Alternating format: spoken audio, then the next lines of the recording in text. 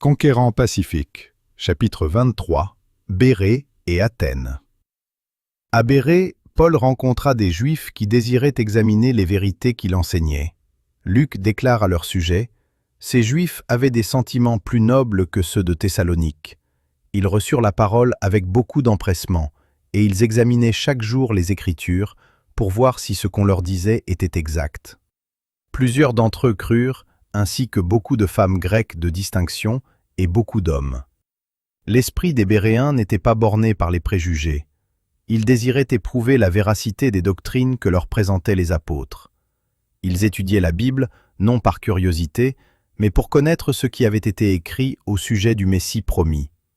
Chaque jour, ils sondaient les récits inspirés, et tandis qu'ils comparaient entre eux certains passages, les anges se tenaient à leur côté pour éclairer leurs esprits et toucher leur cœur. Partout où l'Évangile est proclamé, ceux qui désirent sincèrement faire le bien sont conduits à étudier soigneusement les Écritures. Si, dans la dernière époque de l'histoire de notre monde, ceux qui entendent la proclamation de la vérité suivaient l'exemple des Béréens en sondant journellement les Écritures afin de comparer les messages entendus avec la parole de Dieu, nombreux seraient ceux qui appliqueraient fidèlement les préceptes de la loi divine, alors qu'actuellement, leur nombre est relativement limité. Mais quand les vérités bibliques impopulaires sont présentées, un grand nombre de personnes refusent d'entreprendre cette recherche. Quelques-unes d'entre elles prétendent que même si ces doctrines sont vraiment fondées, il importe peu qu'elles soient acceptées ou rejetées. Ces personnes-là s'attachent alors aux fables séduisantes dont l'ennemi se sert pour égarer les âmes. Leur esprit est ainsi aveuglé par l'erreur, et elle se sépare du ciel. Nous serons tous jugés selon les lumières qui nous ont été accordées.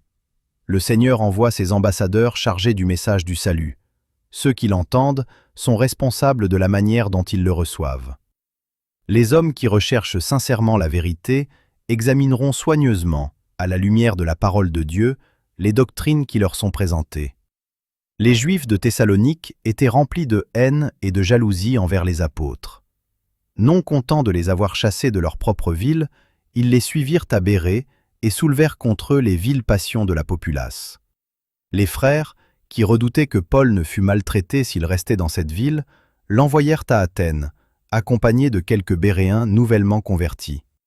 Ainsi, la persécution poursuivait de ville en ville les messagers de la vérité. Les ennemis du Christ ne pouvaient empêcher les progrès du message évangélique, mais ils réussissaient à rendre très difficile l'œuvre des apôtres. Malgré l'opposition et la contradiction, Paul avançait résolument, déterminé à accomplir les desseins de Dieu tels qu'ils lui avaient été révélés dans sa vision de Jérusalem. « Va, je t'enverrai au loin vers les nations. » Acte 22, verset 21. Son départ hâtif de Bérée le mit dans l'impossibilité d'aller à Thessalonique pour rendre visite aux chrétiens de cette ville. En arrivant à Athènes, l'apôtre renvoya les frères de Bérée, avec un message pour Silas et Timothée, les enjoignant de venir immédiatement le retrouver. Timothée s'était rendu à Bérée avant le départ de Paul. Il y était resté avec Silas afin de poursuivre l'œuvre qui avait si bien débuté et pour instruire les nouveaux convertis dans les principes de la foi chrétienne. La ville d'Athènes était la métropole du paganisme. Paul ne rencontra pas là une populace ignorante et crédule, comme à Lystre, mais un peuple célèbre par son intelligence et sa culture.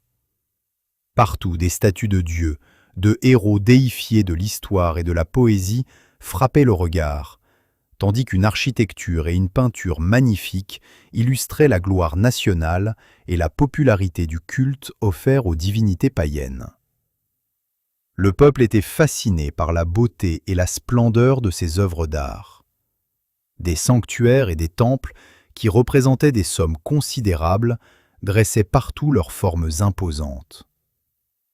Les victoires des armées grecques, les actes glorieux des hommes célèbres, étaient immortalisés par des sculptures, des autels, des plaques commémoratives. Athènes était ainsi une immense galerie d'art. Tandis que Paul considérait la beauté et la splendeur qui l'entouraient, et qu'il constatait l'idolâtrie à laquelle s'adonnait toute la ville, son esprit était ému de jalousie pour Dieu qu'il voyait déshonoré partout. Il se sentait pris de pitié pour les Athéniens qui, tout intellectuels qu'ils fussent, ignorait l'essentiel, le vrai Dieu. L'apôtre ne se laissa pas séduire par le spectacle que lui offrait ce centre de culture.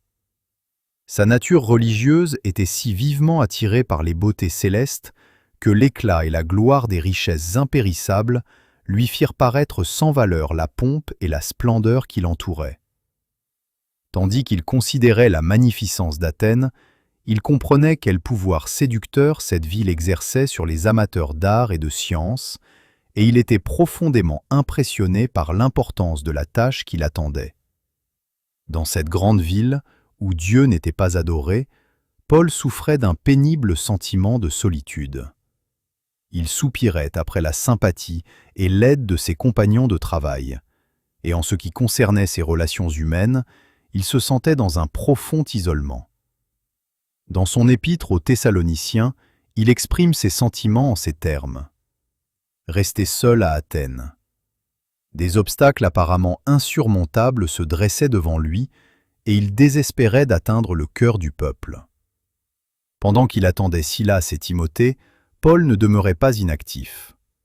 Il s'entretenait donc dans la synagogue avec les Juifs et les hommes craignant Dieu, et sur la place publique chaque jour avec ceux qu'il rencontrait. Mais son but principal à Athènes était d'annoncer le salut à ceux qui n'avaient pas une claire conception de Dieu et de son dessein en faveur de l'humanité déchue. L'apôtre allait bientôt rencontrer le paganisme sous sa forme la plus subtile et la plus séduisante. Les hommes influents d'Athènes ne tardèrent pas à apprendre la présence, dans leur ville, d'un longulier docteur qui enseignait une doctrine nouvelle et étrange. Quelques-uns d'entre eux cherchèrent à le rencontrer et à s'entretenir avec lui. Bientôt, une foule de gens se rassemblèrent autour d'eux. Certains se disposaient à ridiculiser l'apôtre, dont le niveau intellectuel et social, croyait-il, était bien inférieur au leur. Ils se moquaient de lui en ces termes. Que veut dire ce discoureur ? D'autres, l'entendant annoncer Jésus et la résurrection, disaient « Il semble qu'il annonce des divinités étrangères ». Parmi les hommes que Paul rencontra sur la place publique se trouvaient quelques philosophes épicuriens et stoïciens. Ceux-ci s'aperçurent bien vite, ainsi que tous ceux qui entraient en contact avec l'apôtre, qu'il possédait une somme de connaissances plus grande même que la leur. Sa supériorité intellectuelle commandait le respect des gens cultivés, tandis que son raisonnement, sérieux, logique, soutenu par la force de son élocution, tenait ces hommes suspendus à ses lèvres. Ses auditeurs se rendirent compte qu'ils n'avaient pas affaire à un novice, mais à un homme de taille à affronter toutes les classes de la société en se servant d'arguments convaincants pour étayer ses doctrines. Ainsi, l'apôtre ne perdait pas contenance lorsqu'il rencontrait ses contradicteurs sur leur propre terrain. Il savait opposer la logique à la logique, la philosophie à la philosophie, l'éloquence à l'éloquence. Ses adversaires païens attirèrent son attention sur le sort de Socrate, qui, pour avoir voulu prôner des dieux étrangers, avait été condamné à mort. Ils lui conseillèrent donc de ne pas risquer sa vie de la même manière. Mais le discours de l'apôtre captiva l'attention du public, et sa sagesse, sans affectation, imposa le respect et l'admiration. Il ne fut réduit au silence ni par la science des philosophes, ni par leur ironie. Persuadé qu'il était déterminé à accomplir une mission parmi eux, quoi qu'il dût lui arriver, ils décidèrent de lui prêter une oreille attentive. Ils le conduisirent donc sur la colline de Mars, l'un des lieux les plus sacrés d'Athènes. Les souvenirs que ce lieu évoquait étaient tels qu'on le considérait avec une révérence superstitieuse, allant jusqu'à la crainte dans certains esprits. C'est à cet endroit même que les sujets relatifs à la religion étaient souvent et soigneusement discutés par les hommes appelés à se prononcer dans les questions les plus importantes de la vie morale et sociale de la nation. Là, loin des bruits et de l'agitation des rues encombrées, loin du tumulte des discussions tapageuses, l'apôtre pouvait parler sans être interrompu. Autour de lui se rassemblèrent des poètes, des artistes et des philosophes, les sages et les savants d'Athènes, qui lui posèrent cette question. « Pourrions-nous savoir quelle est cette nouvelle doctrine que tu enseignes ? Car tu nous fais entendre des choses étranges. Nous voudrions savoir ce que cela peut être. » À cette heure de responsabilité solennelle, l'apôtre était calme et en pleine possession de lui-même. Son cœur portait un message lourd de signification, et les mots qui s'échappaient de ses lèvres prouvaient à ses auditeurs qu'il n'était pas un vain discoureur.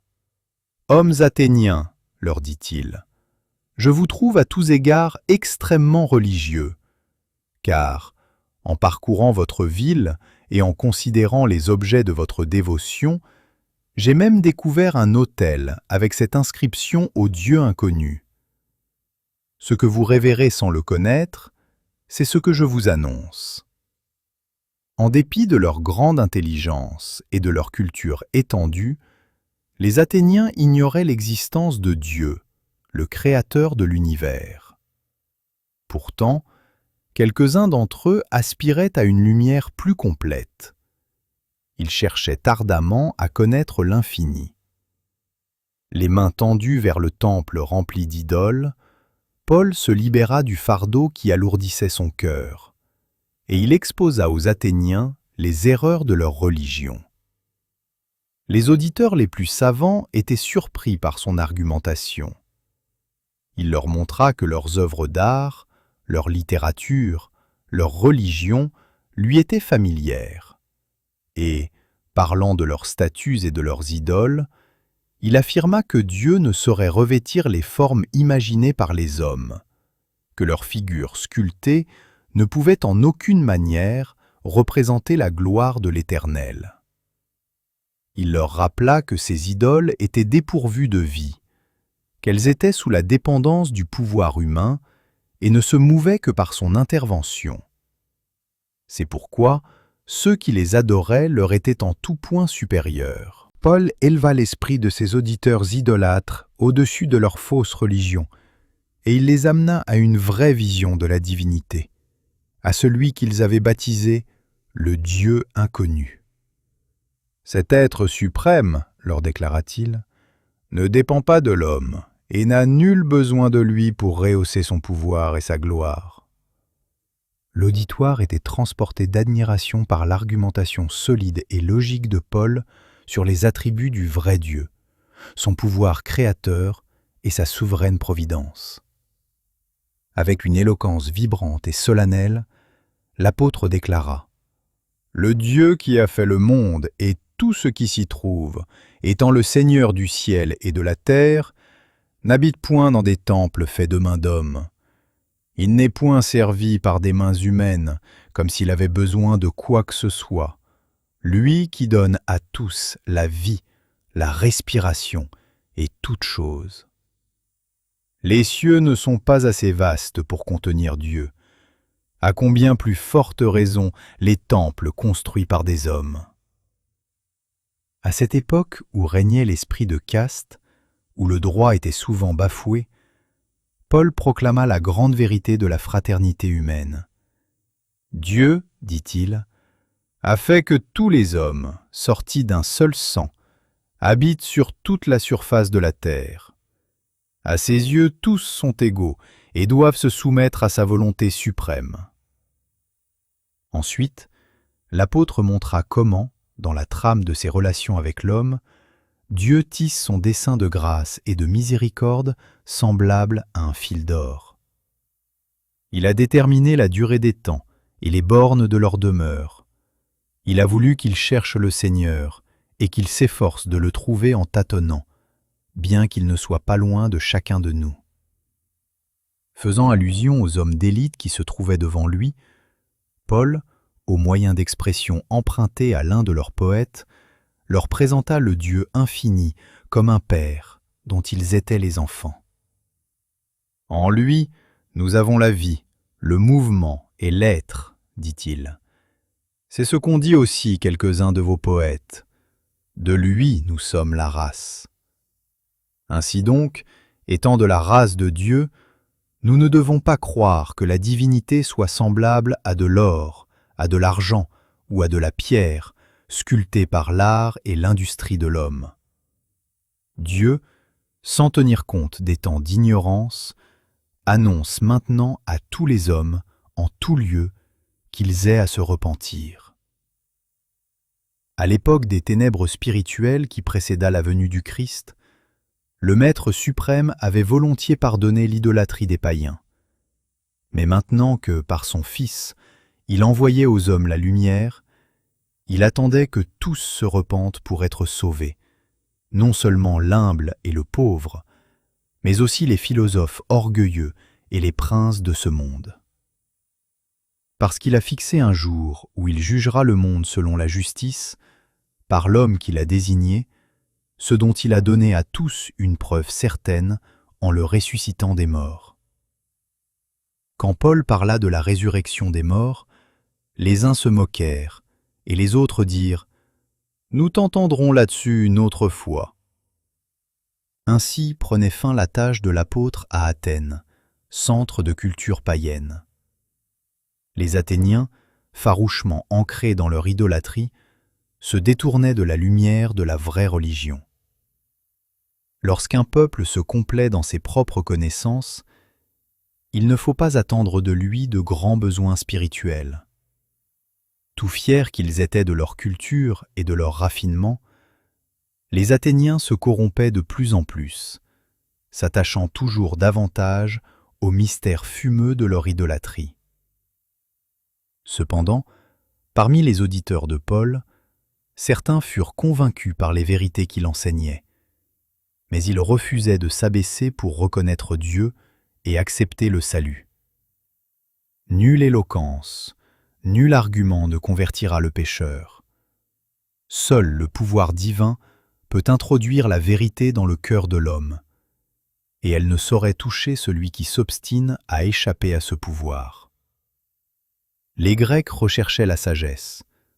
Or, le message de la croix leur paraissait une folie, parce qu'ils estimaient leur propre sagesse supérieure à celle du ciel. La raison pour laquelle l'Évangile rencontra si peu de succès parmi les Athéniens provient du fait qu'ils éprouvaient un véritable engouement pour l'intelligence et la sagesse humaine. Les hommes intelligents, aux yeux du monde, qui viennent au Christ comme de pauvres pécheurs, acquerront la vraie sagesse, celle qui conduit au salut. Mais ceux qui se présentent à lui, en se targuant de leur supériorité et de leur propre sagesse, ne réussiront pas à recevoir la lumière et la connaissance que lui seul peut accorder. C'est ainsi que Paul apprit à connaître le paganisme de son époque. Cependant, son travail à Athènes ne fut pas tout à fait vain. Denis, un des notables de la ville, et quelques autres Athéniens acceptèrent l'Évangile et se joignirent sans réserve aux chrétiens. La parole inspirée nous a permis de jeter un regard sur la vie des Athéniens qui, malgré tout leur savoir, leur raffinement, leur art, étaient plongés dans la corruption. Grâce à cet aperçu, nous avons pu constater comment Dieu, par l'intermédiaire de son serviteur, réprouvait l'idolâtrie et les péchés d'un peuple orgueilleux, plein de suffisance.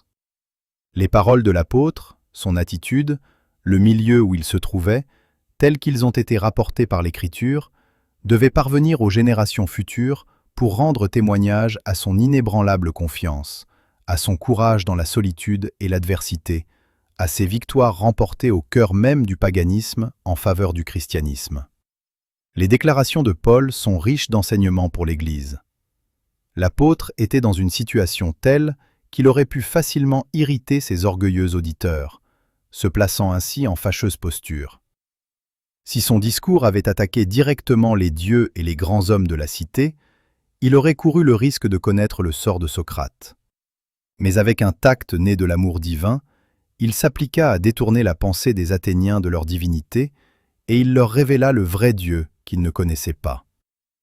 Nous devons annoncer aujourd'hui les vérités divines aux grands de ce monde, pour les décider à choisir entre l'obéissance à la loi de Dieu et la soumission au prince du mal. Le Seigneur place devant eux la vérité éternelle, celle qui peut les conduire au salut. Mais il ne les oblige pas à l'accepter.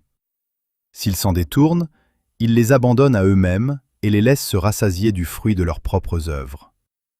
La prédication de la croix est une folie pour ceux qui périssent, dit l'apôtre, mais pour nous qui sommes sauvés, elle est une puissance de Dieu. Aussi est-il écrit, « Je détruirai la sagesse des sages, et j'anéantirai l'intelligence des intelligents. » Dieu a choisi les choses folles du monde pour confondre les sages. Dieu a choisi les choses faibles du monde pour confondre les fortes. Et Dieu a choisi les choses viles du monde et celles qu'on méprise, celles qui ne sont point, pour réduire au néant celles qui sont.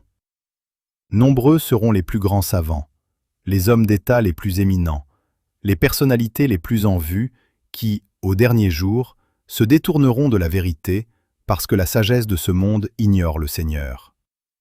Cependant, les serviteurs de Dieu doivent profiter de toutes les occasions pour leur annoncer l'Évangile. Certains d'entre eux reconnaîtront leur ignorance à cet égard, et alors, comme d'humbles élèves, ils viendront s'asseoir aux pieds du grand maître. Mais ceux qui s'efforcent d'atteindre les classes élevées ont besoin d'une foi solide. Si les apparences semblent être contre eux, à l'heure la plus sombre, la lumière resplendira du ciel. Les forces de ceux qui aiment et servent le Seigneur se renouvelleront de jour en jour. La connaissance de l'infini est à leur disposition, afin qu'ils ne s'égarent pas en exécutant les desseins de Dieu. Qu'ils conservent fermement jusqu'à la fin leur assurance et se souviennent que la vérité divine doit briller au sein des ténèbres qui enveloppent notre monde. Dans le service de Dieu, il faut bannir le découragement. Que la foi du serviteur consacré demeure ferme dans l'épreuve. Le Seigneur peut et veut lui accorder toute la force nécessaire, toute la sagesse que réclament les exigences de son œuvre. Il ira bien au-delà des plus grands espoirs de ceux qui se confient en lui.